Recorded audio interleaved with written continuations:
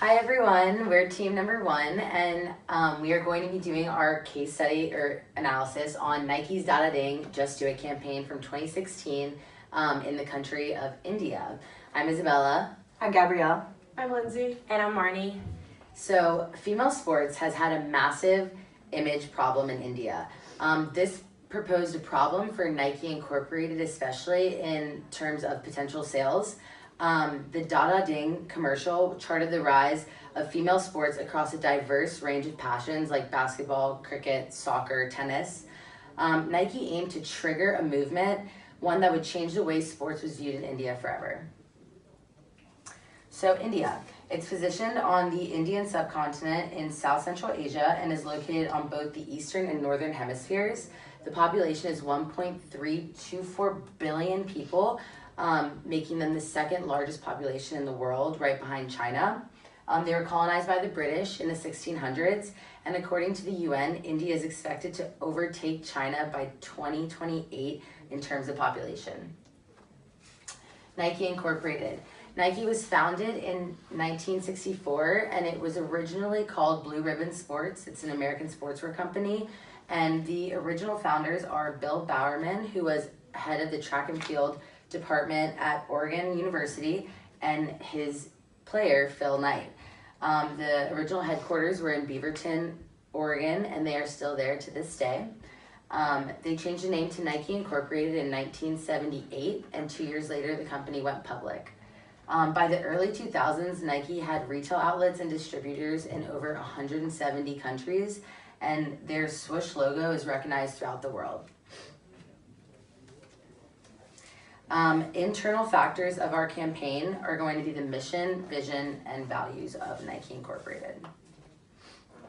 So the first one, Nike's mission statement, is to bring inspiration and innovation to every athlete in the world. The company furthers their mission statement by saying that if you have a body, you are an athlete, which is what the founder, Bill Bowerman, said. This represents the company's strategic goal of reaching out to global sports. The main components of this message are inspiration, innovation, and every athlete in the world. Vision. So Nike does not have an official published vision statement, but we felt that their vision statement for their corporate social responsibility was adequate, and that is to help Nike Incorporated and our consumers thrive in a sustainable economy where people, profit, and planet are in balance. The main components here are to help Nike Incorporated and its consumers, sustainable economy, and that people, profit, and the planet are in balance. Lastly are the values. So the values of Nike Incorporated are formed by their strategic teams who focus on each part of the company while keeping everything in line with the goals of the organization. Just some of their key values are the consumer decides, do the right thing, evolve immediately, and simplify and go. External factors, the first one being political. According to India's national website, they are a sovereign, socialist, secular, democratic republic with a parliamentary system of government.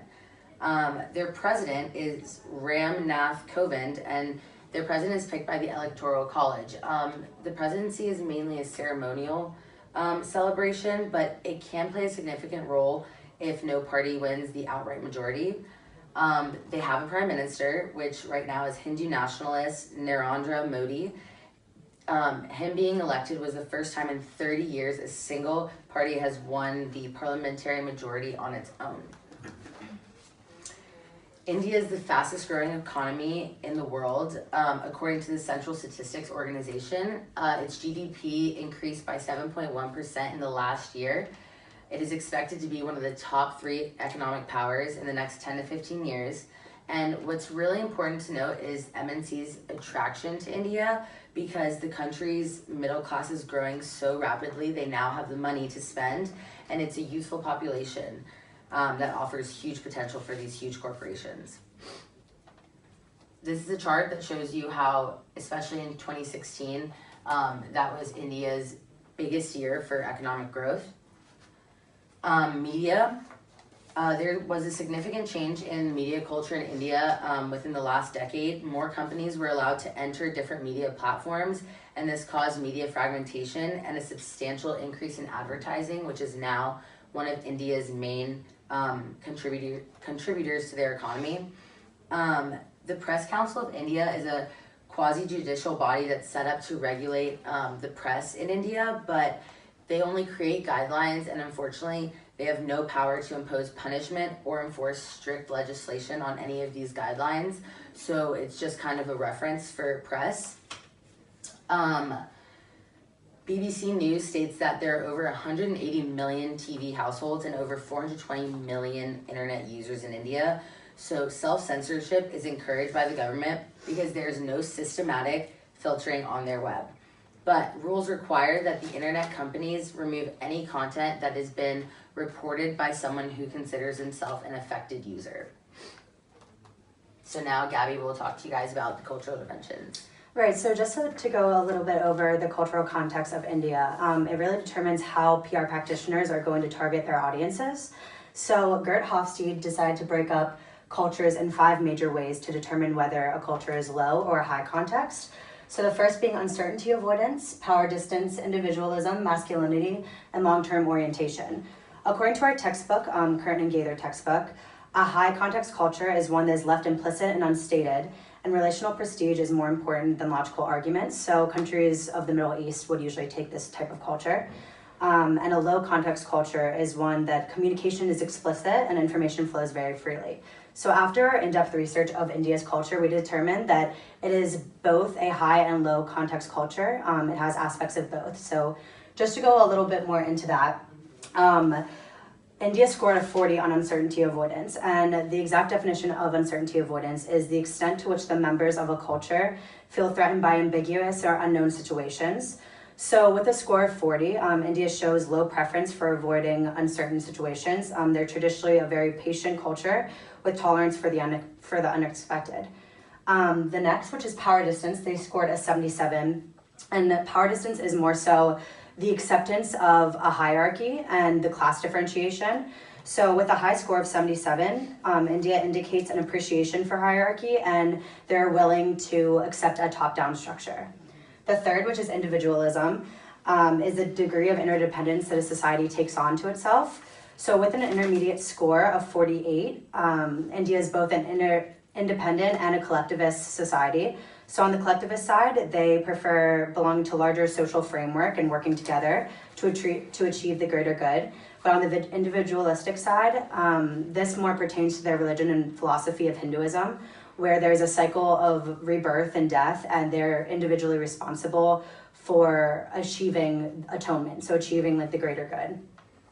The fourth is masculinity, and that is all based off of what your driving successes are. So if your driving forces are success and achievements and fame, then you're considered to be more of a masculine society, whereas if your driving force is loving what you do and being happy with your life, then you're more of a feminine society. So with India scoring a 56, they favor masculinity more, and showing that work is the center of many Indians' lives and they are driven by success and achievements. Finally, a long-term orientation describes how every society has to maintain some link with its own past while dealing with challenges of present and future. And this was an exact score of 51, showing that they don't really have a dominant preference. And with Indians, there's a comfort in just following a path and seeing where it takes you rather than leading a direct path and mapping that out. So after just determining all of those 5 features, we saw that they were both kind of a mix of low and high context cultures. And then to Isabella to describe the public relations in India. Okay, so the public relations in India, it was first established in 1990, and it was very one-dimensional with their practices. During the world economic regression, many international markets crashed, which forced PR practitioners to look for more lucrative markets like India or China. India was favored especially because English is the 3rd most spoken language in India, so practicing PR in India, the language barrier wasn't as prevalent as it was in China. Since media started since the digital age, media became booming, and it forced agencies to incorporate creative and digital solutions and cost-effective communication plans that spanned advertising, marketing, PR, and digital media. According to Transparency International's Corruption Perceptions Index in 2016, India is ranked 79 out of 176 countries with a score of 40 out of 100. In 2015, India was ranked 38, and so since they only rose 2 points, this poor performance reiterates the country's inability to effectively deal with corruption. Since with India's economy constantly growing, so is their inequality, which is how it directly correlates to Nike's Dada Ding campaign, which focuses on empowering female athletes in India. According to the Bribe Payers Index 2011, India has a lower likelihood to engage in bribery abroad with a score of 7.5 out of 10, with the average being 7.8. So now before we go into the overview and the implementation of the campaign, we're actually going to play the ad for you.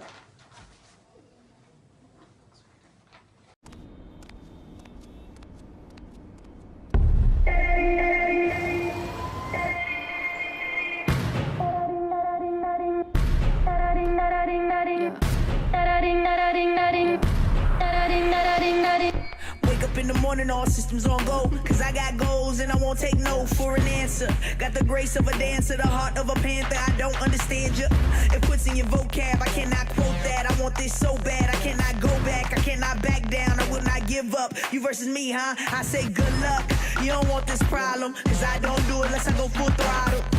And I might throw it on Instagram, just to show you what the difference is. For instance, I'm up with the roosters, outrun the runners, outshoot the shooters. Look in the mirror, hey girl, let's do this. My only competition is myself.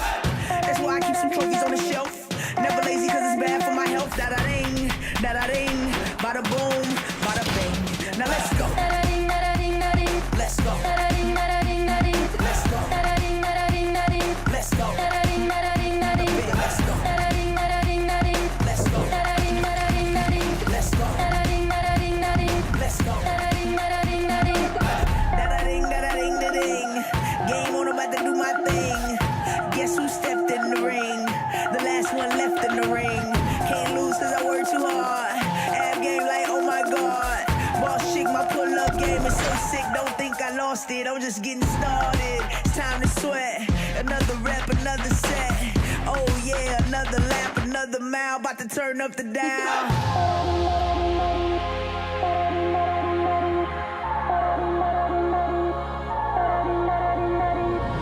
I'm in the gym making me proud. Then I'm on the track holding it down. Know where my girls at?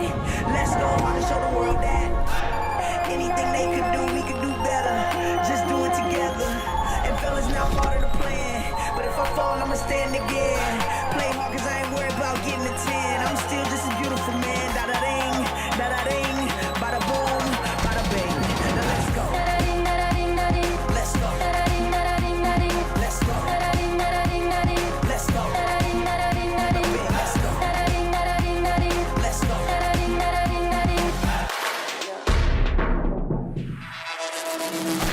go. Let's go. Let's go. Let's go. Let's go.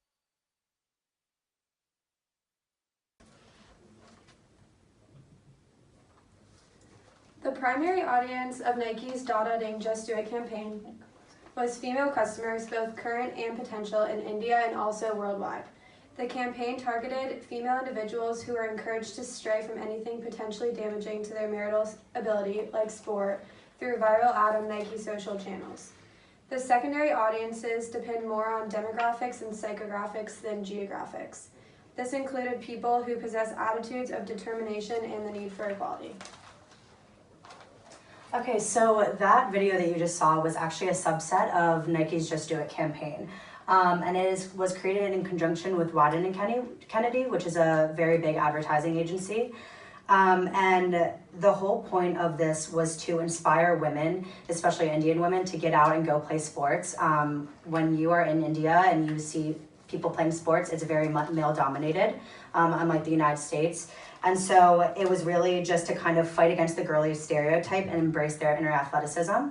And it showcased Indian women from all different types of aspects. So there were national level players like Deepika Padukone and Rani Rampal, but there were also, just girls that were playing for fun. And when the creative director of Nike was asked about why they incorporated all these different women into it, the response was just because they want to inspire all girls to go out and play sports whenever. You don't have to be a professional level athlete to just go out, pick up a ball and play.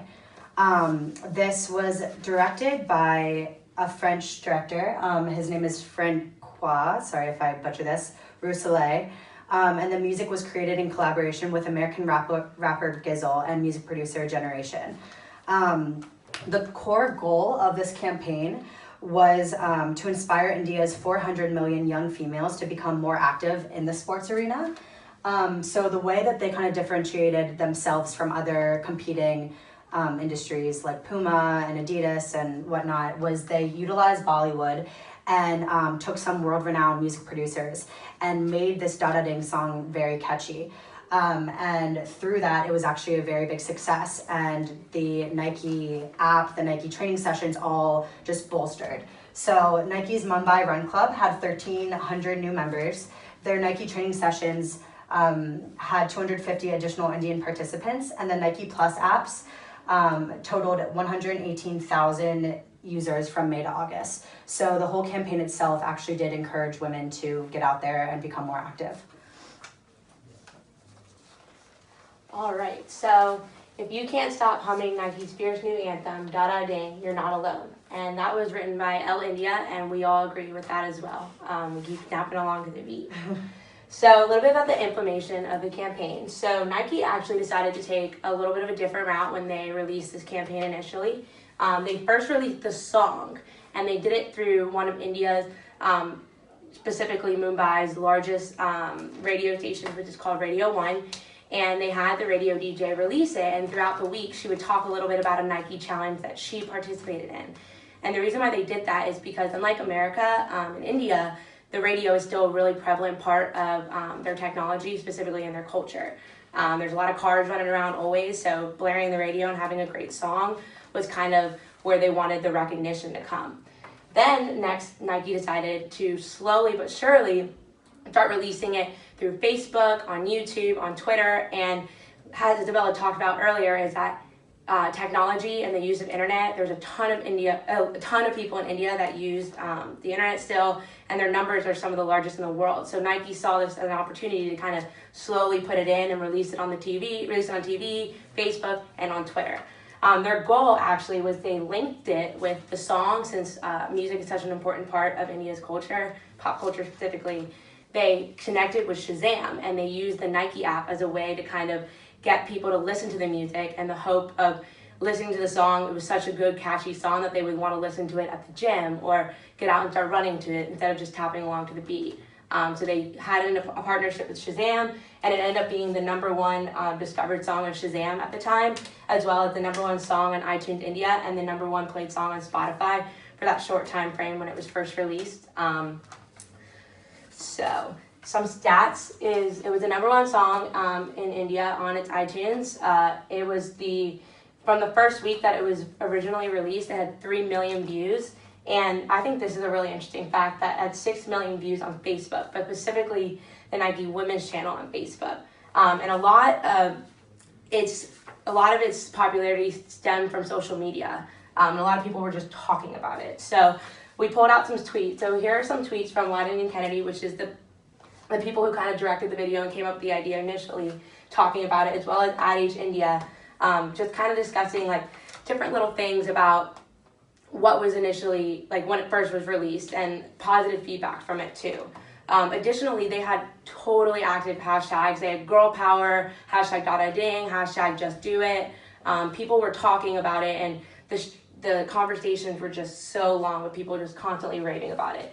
Additionally, Deepika Padukone was the main kind of like actress in this film and in the music video, and she was actually she played badminton, and she became an actress, and they kind of connected Bollywood and sports with it, and this is actually one of like the most talked about posts from the whole Dada Ding campaign, because she posted on her Facebook and shared her own special story behind it, which was a great way to kind of connect to those younger youth audience that, you know, Nike was initially trying to aim for.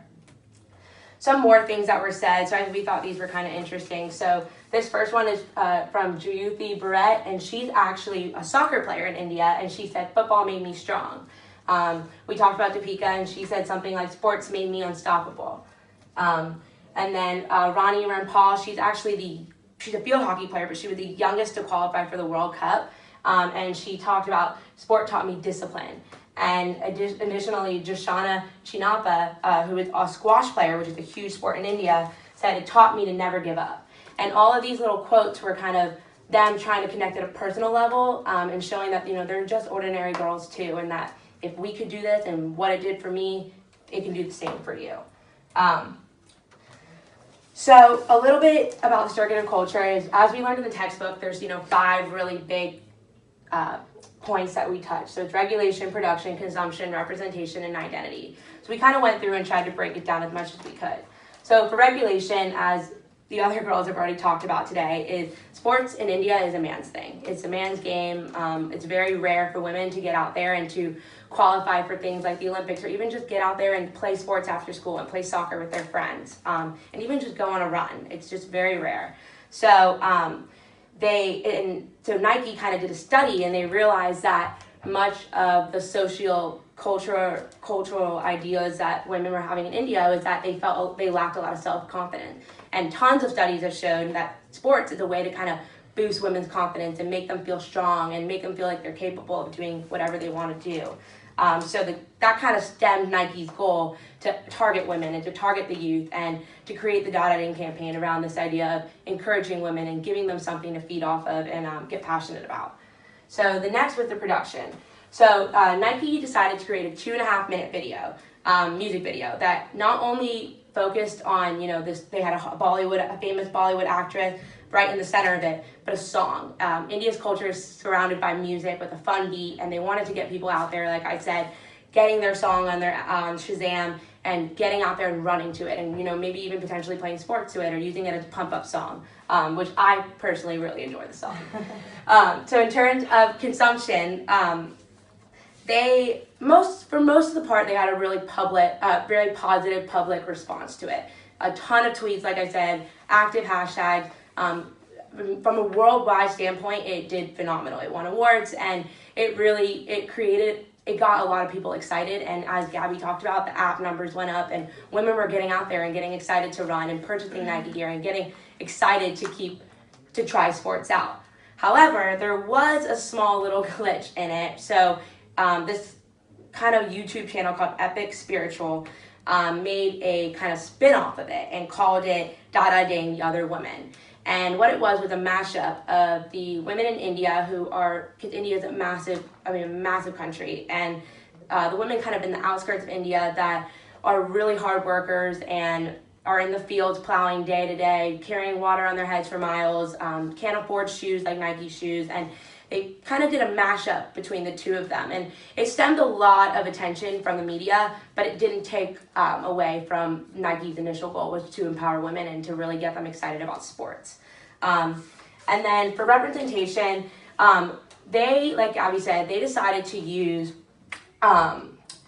create this theme of female empowerment. So everything was circled around female. That whole video wasn't just, you know, the sports that were big in India, such as, you know, cricket and soccer. It was all sports, showing that all women can get out and go on a run, and to kind of band women together, not just the top World Cup athletes, but any girl can just get out and go on a run. So they used hashtags like girl power, and it was kind of a well done strategic move on Nike's part, creating a campaign around a time where, on a global standpoint, a lot of equality movements were happening for gender equality. And so they stemmed this idea, and they were trying to create this, you know, breaking down the barriers that the current norms of society, that females weren't capable of doing sports. And they really stemmed that all throughout their campaign. And then last, with identity, and as we've all said, their main goal was to empower women and let them see that if they can do this, then I can do this. And to give the young youth this idea that to break down those norms, break down those stereotypes, and really drive forward a movement that's in a positive direction in a way that encourages all young women and young athletes to get out there and to keep moving. So. Okay, as a group, overall, we came together and decided that the ad was a success globally, reaching many social channels, including Facebook, YouTube, and Twitter. The ad reached 54 million people through television content and generated about 850,000 clicks to the Nike website. Like Marnie said, some people expressed negative feedback in a viral response video titled "Dada Ding the Other Women," which we're going to play for you right now.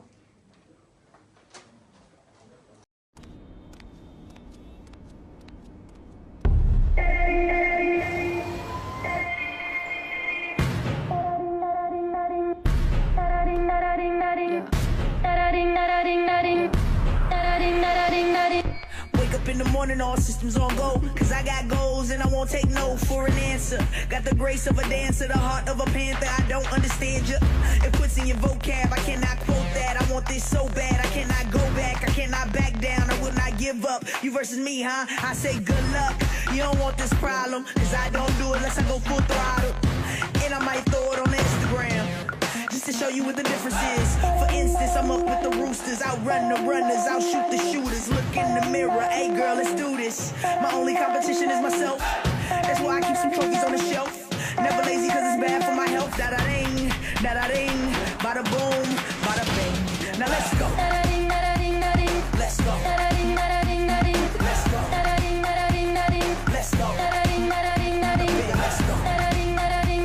Let's go.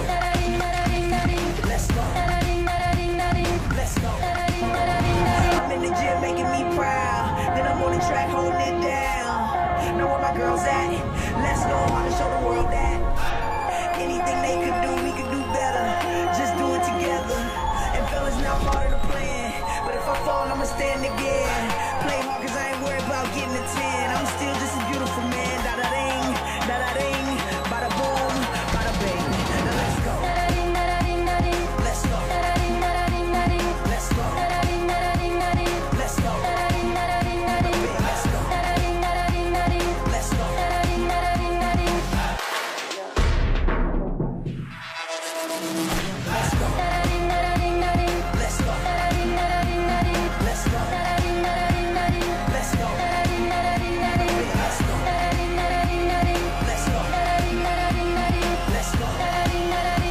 Let's go.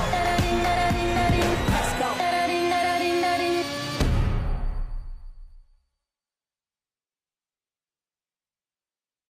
And we noticed that Nike didn't respond to this. So in future campaigns, we decided that Nike should fully understand the host country's cultural elements and be able to fully evaluate them. So rather than just focusing on one target audience, focus on everyone in the country. But like I said, it was successful globally, but not necessarily in India itself. So to conclude, although this ad was very successful, an industry must really understand a culture from a larger perspective and take in every aspect of the country when that is their host country. So although Nike was targeting women who may need some sort of drive to become more confident and get out and have some sort of hobby that makes them feel empowered, the working force of India came back and said, okay, well, our empowerment is going and making money and being in the workforce. So you have to know that your message will sometimes trickle down to a much larger audience. And that's something that PR practitioners must keep in mind at all times when formulating a campaign. So that is the end. Thank you.